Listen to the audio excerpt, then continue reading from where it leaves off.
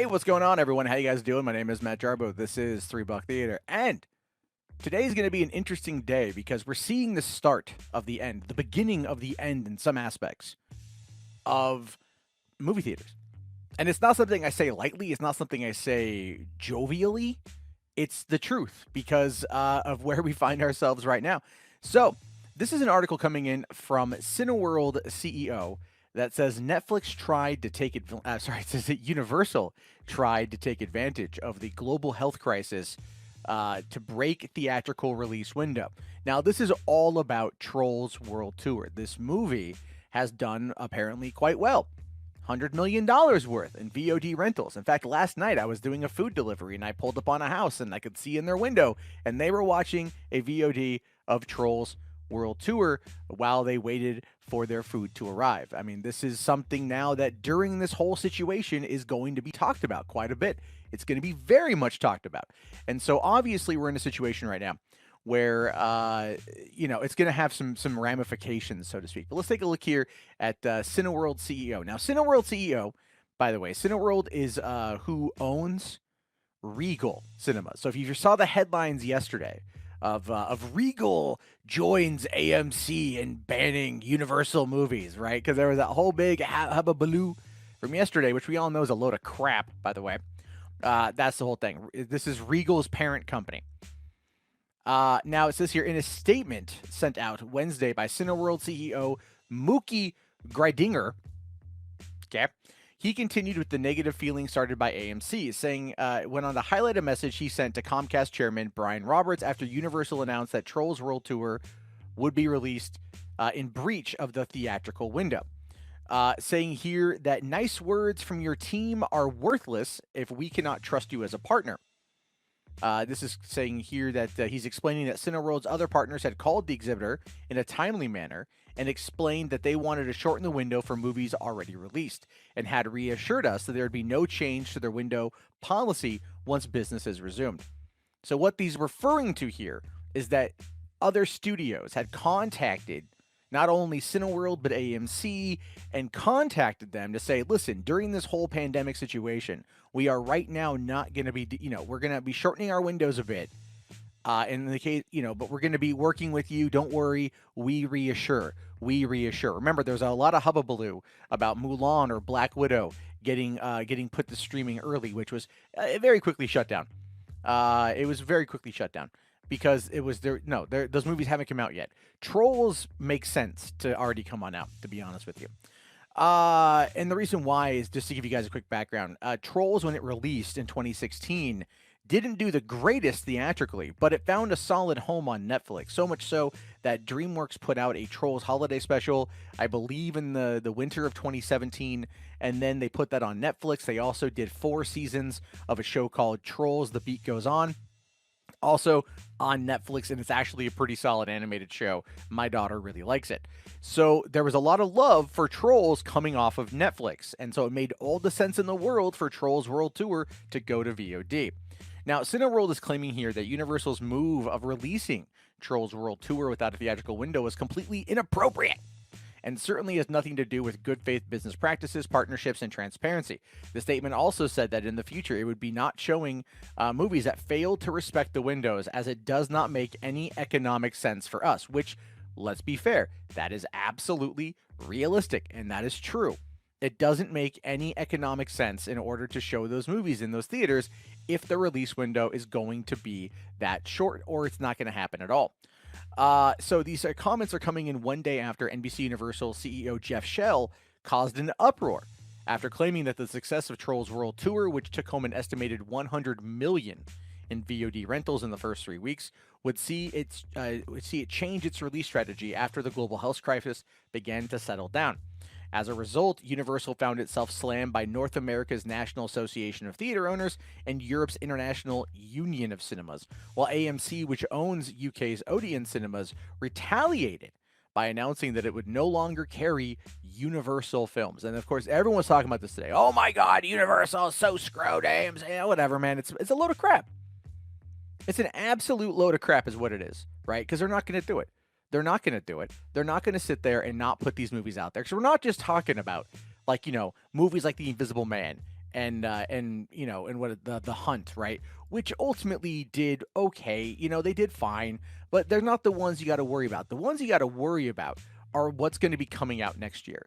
And what's going to be coming out next year are quite frankly going to be Fast and Furious, Jurassic World, Minions, upcoming James Bond movie, I believe, is being released through Universal. They're the ones handling the distribution.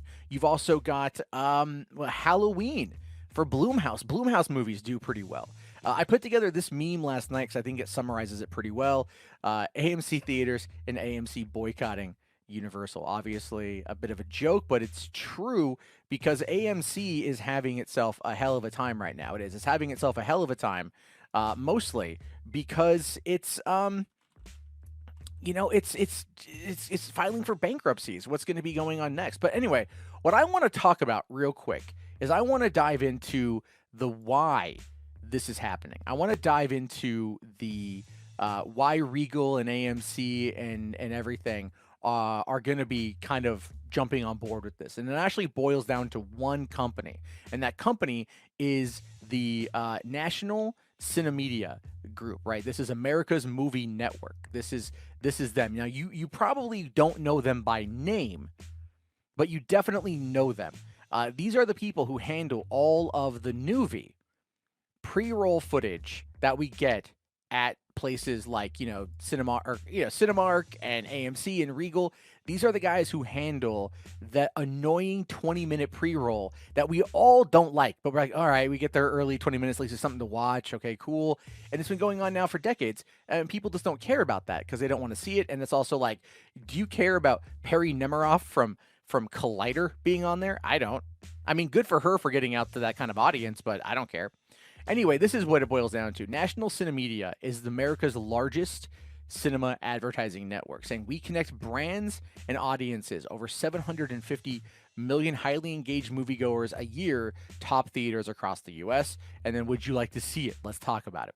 So there's that right there, right? That's a big factor in play, is where they have got, this is where they get the advertising dollars from.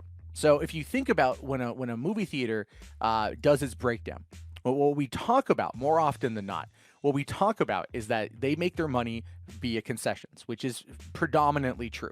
They make their money via concessions. So that's why they have to charge an arm and a leg for popcorn and soda and candy, all that stuff. So they have a split with movie theaters or movie companies that's usually nowhere near as good. I've heard, like 60%. I know when I worked at my drive-in, I remember Harry Potter, like the second one, Warner's wanted like 78% or something of that movie. So 78 cents on the dollar went to Warner Brothers, 22 cents on the dollar went to us. So we make our money with concessions, and that's just how theaters work.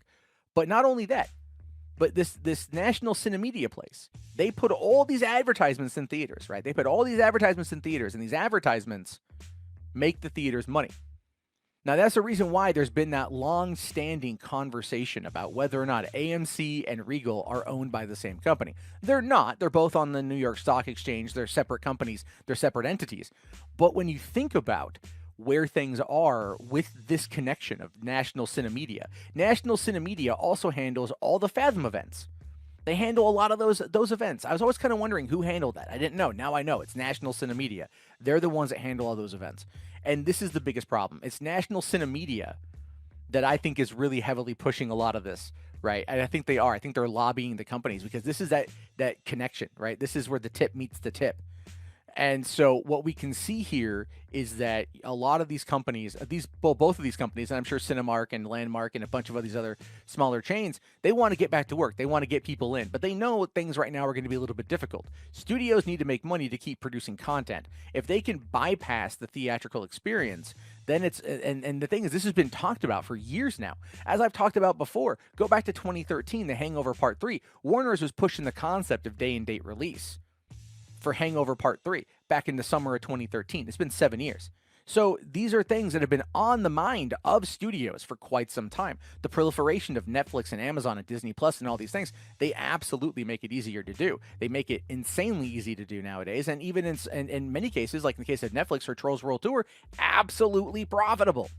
So what do you do in a situation like this? What do you do when you're trying to figure it all out? Well, quite frankly, you have to figure out alternative means. And I was bitching about this on Twitter a little bit ago, but what I was saying on Twitter was it's up to these companies now to figure out ways to retake the movie going experience. As much as I like Fathom events, and I do like Fathom events, there's so much more that they could be doing, right? Imagine sporting events. And I think they've done that in some cases, like the Super Bowl broadcast on an IMAX screen. Holy crap, you're watching it on a 70-foot screen with a 12,000-watt sound system, right? Why isn't that HBO and Netflix don't go to these companies and go, listen, we'll put the first 2 episodes of our season, or like let's say Netflix for Stranger Things season 4, drop that a week early, special engagement for theatrical, and put the first 2 episodes up, which is like 2 hours. People will drop a premium of 15 bones. They will go and they will see it. I know I would pay money to go and see it, and then go and watch the episodes when it drops that Friday. It's a build-in that gets Netflix more money, gets the theaters more money, and everybody kind of wins.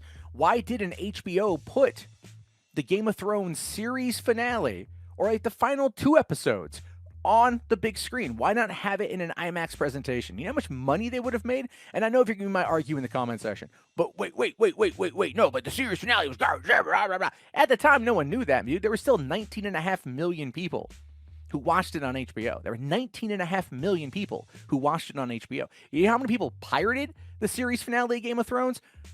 Another 19.5 million people pirated Game of Thrones. So it's not like it's out of the question. It's not like it's out of the question. Not at all out of the question. So in this particular case, it's like they have to figure out ways. Why not do concerts, right? Why not do esports events? I know in some cases they've done this. That's true. But why not do more of these things? Make that the reality. Make that the world people want to go to the theater for. We're not going to be around this pandemic for quite some time. Social distancing is going to be in place for quite some time. Theaters need to adapt or they need to die. And I feel like the old guard of, national cinemedia, like, no, we want to make sure that Marita Renunos, I don't know her name, pops up there on the screen and you can find out more about what's coming to AMC. Right? Do you want to know what's going to be happening this season on whatever show stars Chris? Who cares? You don't go to the movie theater specifically to get information on updates on TV shows. But if you were given the opportunity of going to the theater to watch the first couple episodes of a TV show, you would go and do it. I would go and do it. I think that's what they have to do. But unfortunately, they're not. They ain't me. You know what I mean? They ain't me. So, with that being said, please mind the mess. I'm currently in the process of restructuring my office, and this is all I got. Plus, I got this headset I want to try out. So, I'll talk to you guys all later. Leave your comments below. If you guys want to help support the channel, become a channel member today. It really does help out. And because YouTube right now, man, there's no movies, so there's no advertisements on movie channels. So, we all kind of dead in the water. So, if you guys want to throw down $1 or $2 or help out that way, be absolutely fantastic. And I'll talk to you all later. Have yourself a great day. Thank you again for watching, and peace out.